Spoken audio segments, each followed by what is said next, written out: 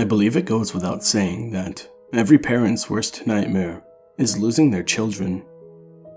3 days ago, that nightmare became a reality for me as I took a single bite out of Santa's cookie and went upstairs to wake my 2 boys up. My youngest, Clyde, had already been awake and sitting patiently on his bed, eagerly awaiting my signal to head downstairs and start opening gifts. This was not all too surprising. What 12 and 7-year-old boys sleep in on Christmas morning? What was surprising was that Jack's bed was empty.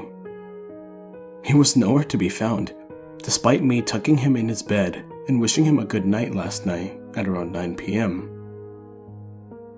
The detectives are supposedly still investigating, but I'm fully aware of the horrifying statistic that after the first 48 hours of being missing, the chances of finding my son become very slim. I'm also quite sure that they still consider me a suspect, although their initial investigation failed to prove that. Earlier today, while helping Clyde with his math homework, I threw one of his Nerf footballs across the room and, after a couple bounces, it became lodged between the wall and Jack's bed. I walked on over and pulled the bed away from the wall to retrieve it. And that's when I noticed the loose floorboard. I don't understand how this was missed by both myself and the detectives that scoured this room, but it was quite obvious once I did notice it. I believe what I found in there may have had something to do with Jack's disappearance.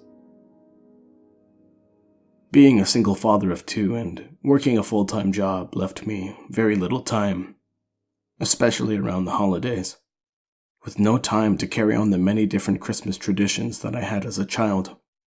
So on the first day of December, when I first saw the little raggedy-looking elf on the shelf, I was very impressed that Jack had taken it upon himself to start the tradition for his little brother. When I had first asked him about it, his demeanor changed drastically, and he demanded that no one ever touch the elf. I left it at that. After all, the story says the elf will lose its magic if touched by a human. I didn't want to ruin it for Clyde, so I just played along. Each morning, the little elf would show up on a new spot in our home. I was so proud of my boy for being such a great big brother. The reason I bring this elf up is because what I found under the floorboard in his room was some kind of homemade children's book titled Elf on the Shelf. It was written crudely with different colored markers for each letter, although clearly written by someone with a very shaky hand. I handed the book over to the authorities, but not before writing down a copy for myself. I really don't know what to make of this, but I know it has something to do with whoever took my son. The story in the book reads as follows. Elf on the Shelf. Have you ever wondered how anyone could know if you're naughty or nice each year as you grow? For hundreds of years, it's been a big secret. It now can be shared if you promise to keep it. This year you were chosen. He sent me to you. I watch and report on all that you do. My job's an assignment from the big man himself. I am just his helper, a little scout elf. While I'm here visiting the place you call home, remain in your room. Be sure not to roam. Once you are ready, the mission can start. Whose name will you scream as he rips out your heart? Will it be Father or Clyde? He can't take you all, so you must decide.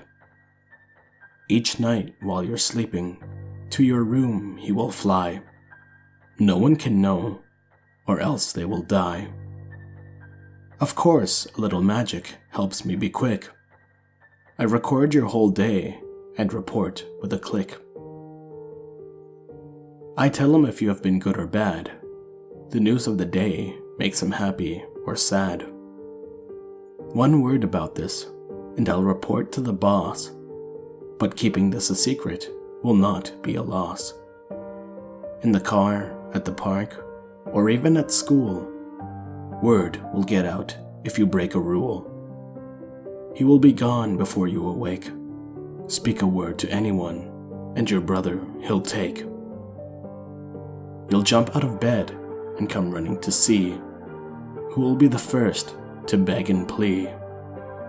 Maybe in the kitchen, in the bathroom, or in the den is where you'll find dear Clyde met his end. I can hide on a plant, a shelf, or a frame. Where will I be? Let's make it a game. There's another important rule you must know. Choose to ignore it, and his rage will grow. Keep your window unlocked before you climb into bed. Think wonderful thoughts inside that little head. How else can he check how good you have been? He might start to think you forgot about him. The night before Christmas, my job's at an end. The rest of the year in paradise we'll spend. So blow them a kiss and bid them farewell. We'll fly far away, but you can never tell.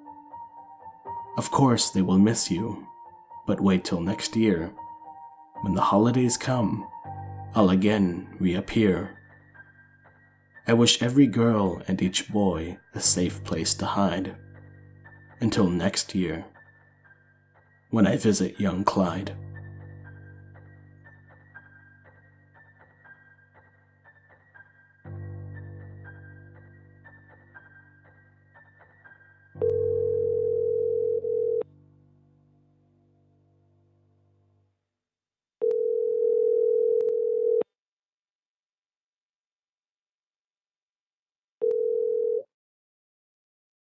Please leave your message